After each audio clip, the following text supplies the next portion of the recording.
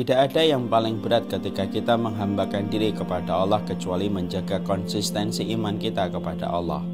Beriman kepada Allah itu bukan satu musim, tapi beriman kepada Allah itu melewati puluhan musim dan puluhan purnama. Kalaulah kita beribadah kepadanya hanya di musim Ramadan, tentunya itu mudah. Kalaulah kita taat kepadanya ketika kita tawaf dan ketika haji dan umrah, tentunya itu ringan. Tapi bukankah ketakwaan itu bukan hanya bertahan pada satu musim Ramadan dan bukan hanya bertahan dalam putaran tawaf. Sesungguhnya beribadah kepada Allah itu sepanjang hayat di kandung badan. Itulah yang menjadikan kita mengerti tidak ada perkara yang paling berat dirasakan Nabi kecuali perintah ketika beliau diarahkan untuk istiqomah pada hidupnya. Bukankah Nabi sampai beruban ketika ayat yang memerintahkan beliau untuk istiqomah turun kepada beliau, menunjukkan kepada kita sesungguhnya iman itu yang paling berat adalah istiqomah. Hijrah itu terkadang mudah. Banyak orang yang hijrah itu datang dari berbagai macam alasan yang ringan. Tetapi yang paling berat adalah istiqomah di dalam perjalanan kita hijrah.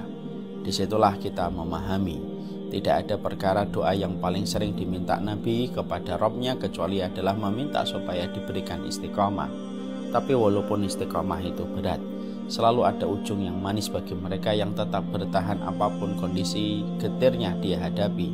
Selama dia istiqomah, di situ akan menjumpai kabar gembira yang diberitakan oleh Allah, yaitu surga yang mengalir di bawahnya sungai-sungai dengan gemericik air yang menenangkan. Inilah yang menjadikan kita mengetahui kenapa kita diperintahkan untuk zikir, kenapa kita diperintahkan untuk membaca Al-Quran, kenapa kita diperintahkan untuk terus menuntut ilmu, supaya menjaga hangatnya iman, karena menjaga ketakwaan dan keimanan lebih berat dari seorang penjaga gawang ketika menjaga mistar gawangnya. Di sisi yang lainnya kita juga harus mengetahui pemburu surga itu sejatinya adalah pemulung amal. Dia tidak pernah pikir dan tidak pernah pilih-pilih ketika mereka itu beramal dengan apa yang harusnya mereka lakukan. Bisa jadi ada amal yang kita pandang sebelah mata, tapi justru sejatinya amal itu yang akan memasukkan kita ke surga. Sungguh, visi dan misi pemburu surga adalah mereka yang menjadi pemulung amal. Mereka lakukan apa yang mereka mampu, tanpa mereka memilih dan memilah yang besar ataupun yang kecil. Karena mereka tahu bisa jadi yang kecil justru memadamkan api neraka untuk mereka. Semoga kita senantiasa tidak pernah berhenti untuk istiqomah, senantiasa pula kita tidak pernah memandang remeh satu amalan yang ada di hadapan kita selama kita mampu melakukan.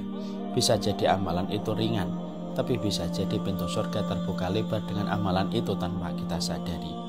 Sallallahu ala nabiyina Muhammad walhamdulillahi